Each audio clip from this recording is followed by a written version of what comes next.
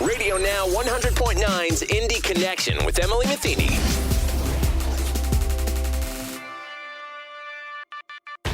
Hello, I'm Emily Metheny, your host. This week, I spoke with the Mind Trust Senior Vice President of Community Engagement, Shannon Williams, and Senior Director of Community Engagement, Lauren Peterson, about the origins, the expansion, and the support of community learning sites around Indianapolis.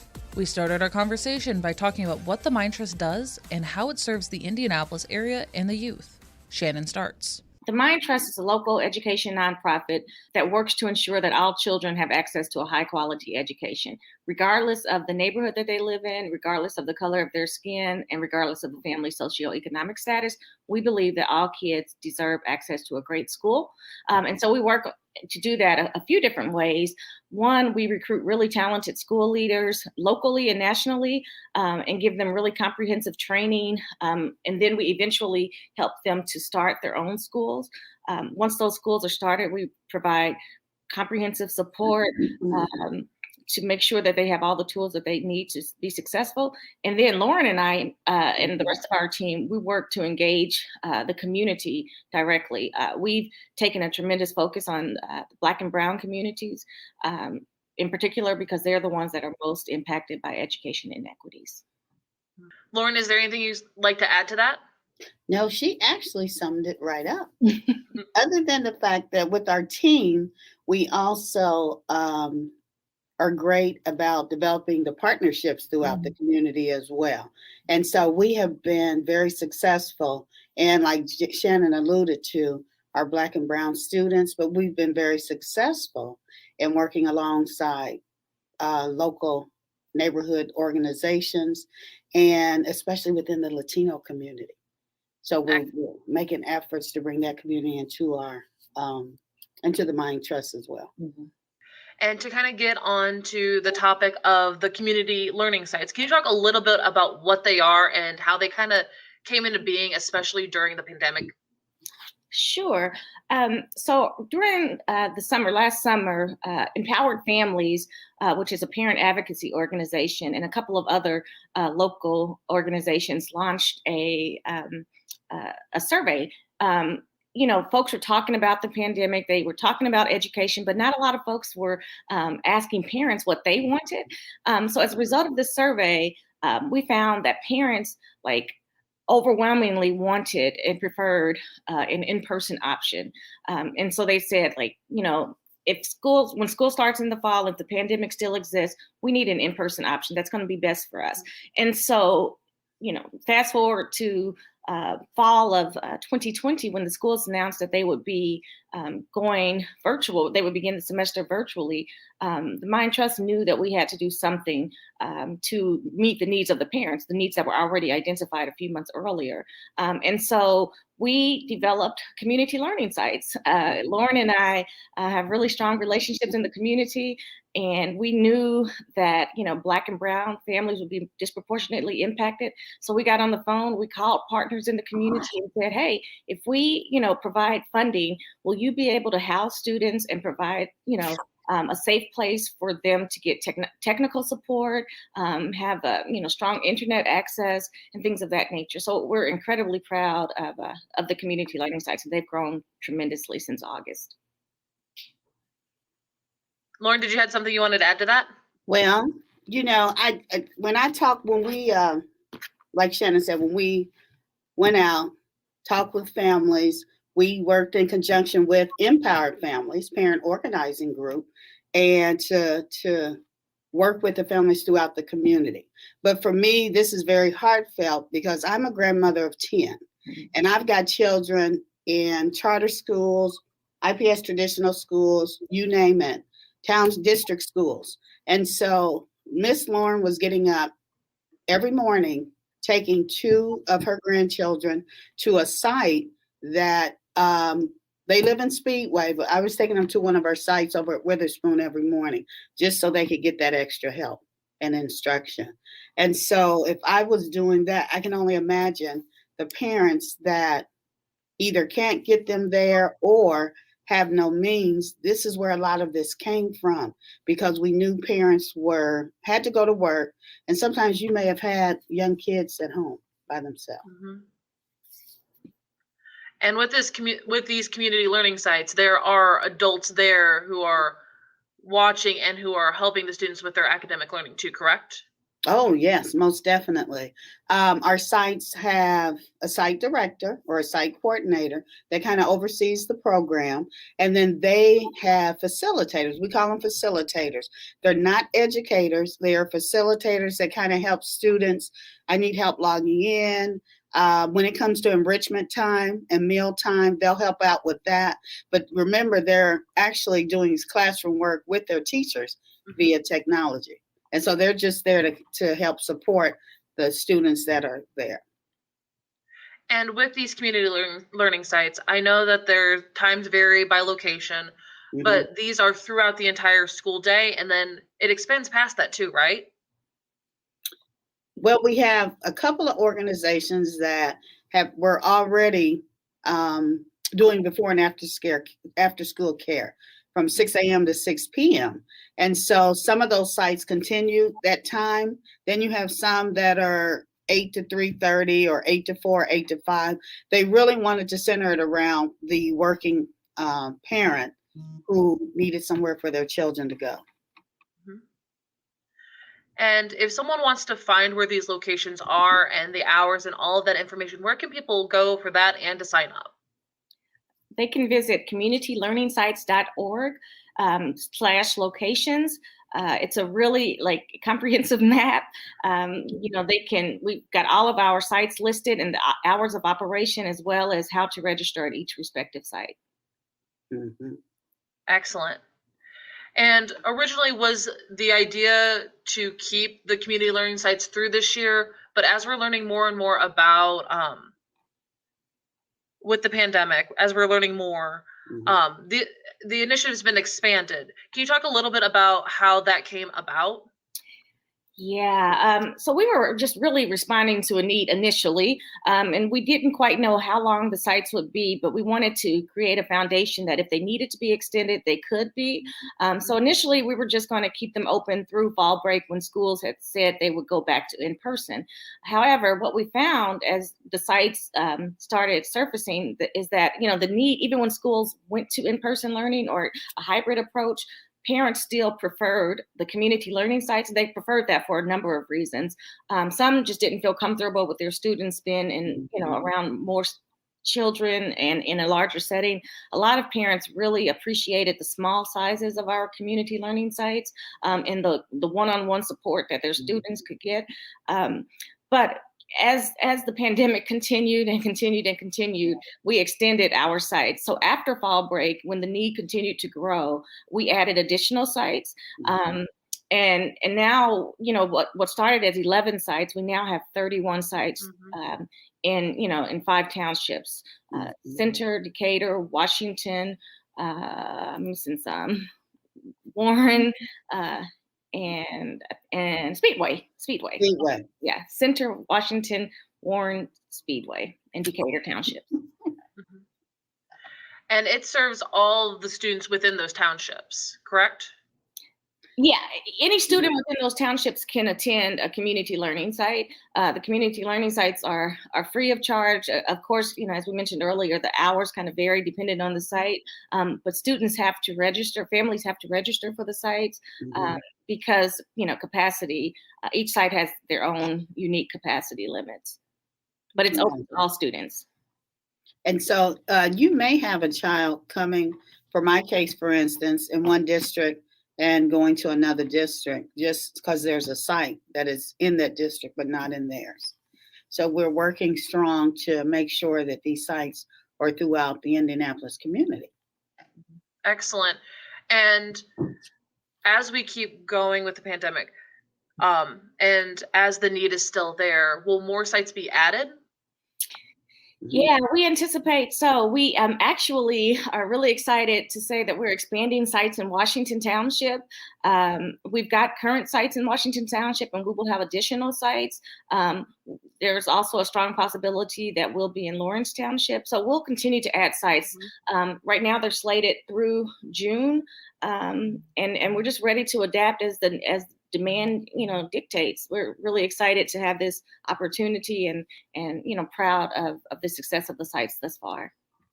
And then I might want to add that we had a very successful meeting yesterday with Wayne Township. Mhm. And so we are looking forward to getting the go ahead to, and they're looking at a few sites in their district that could come alongside their in-person learning for those those parents that are still not comfortable with their children going back into a classroom setting.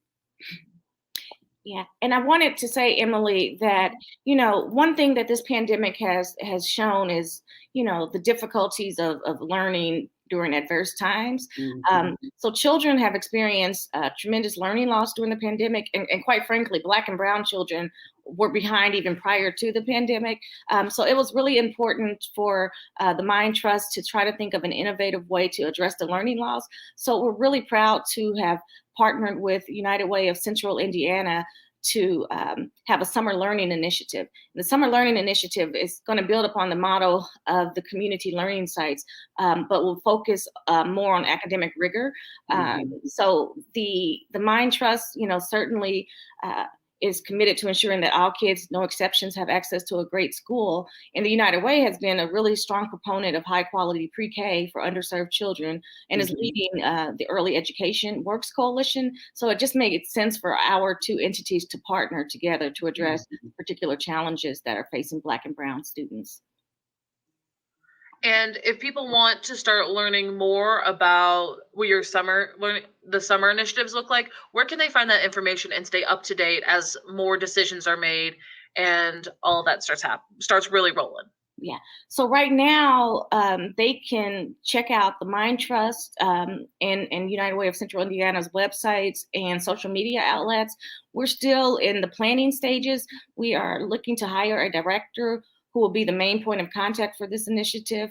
And as that information becomes available, we'll certainly make that public.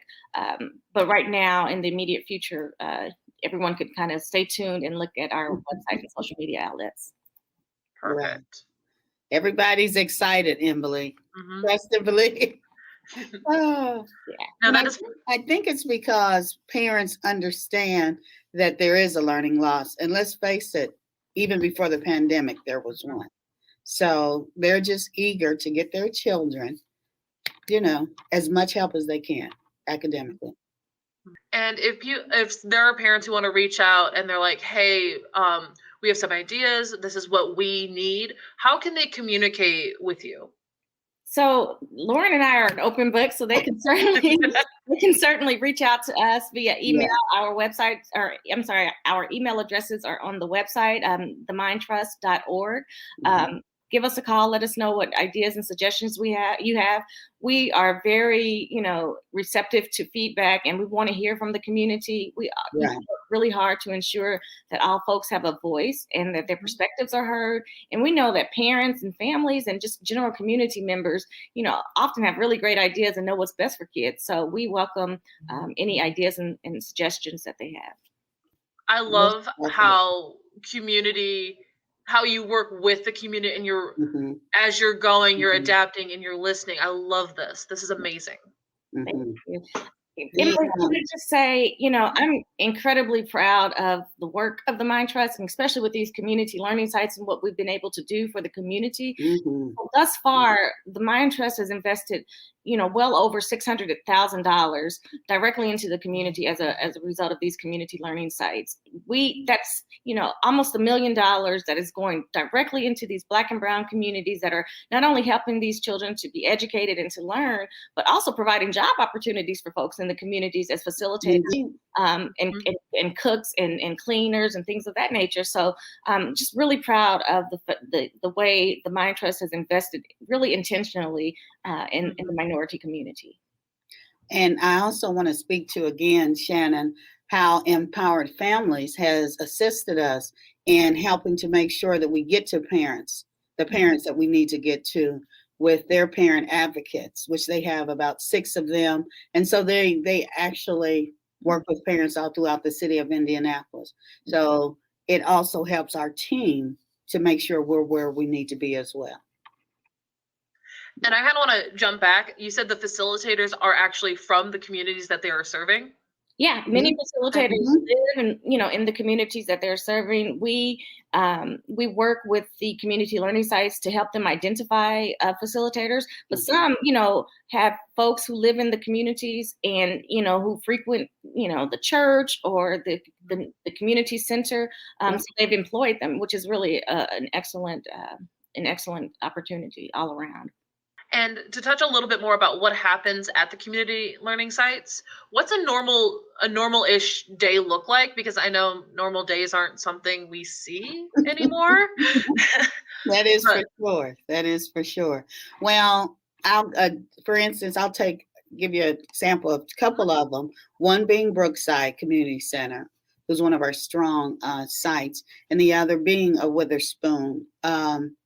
Both one's a neighborhood community center. One is actually a church, and so they kind of both do. They start their days off with learning for the students.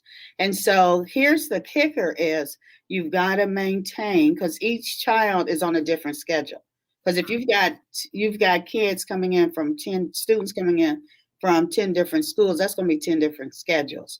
And so that's where those facilitators come in and helping to make sure that the students stay on schedule. So you're juggling lunchtime, you're juggling enrichment time. Witherspoon, their site coordinator, she also, when there's, if you remember, we had a very cold snow day. And so not many of the students came in. So what she did was she utilized that time to do some training with her facilitators. When there was time where the students were online, they were able to do some training within the site as well. Mm-hmm. Yeah, I think it is important also to mention, like these, community learning centers have really great Wi-Fi support. It's kind of hard for some folks to imagine, but many people don't have strong internet support. Some families are literally having to park in, McDonald's or Starbucks parking lot and trying to get access to their Wi-Fi connections. Yeah. So these community learning sites have really great Wi-Fi support that, allows children to really, access their education and access the technology needed to, complete their assignments. Also, the social and emotional aspect of community learning sites, like, this pandemic has been very difficult for students who've been isolated and just in their homes. So although they're still socially distanced at the sites and, maintain, the proper measures from a safety precaution, just being in the same room with children and being able to talk to other students has been really rewarding for the participants.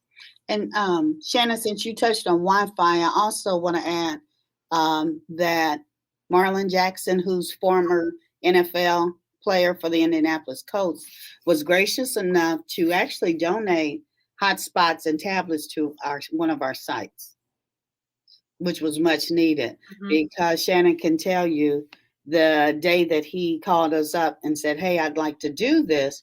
The day before, that site, actually their Wi-Fi was acting so terribly, some of the students weren't able to get on. So that was such a plus for them.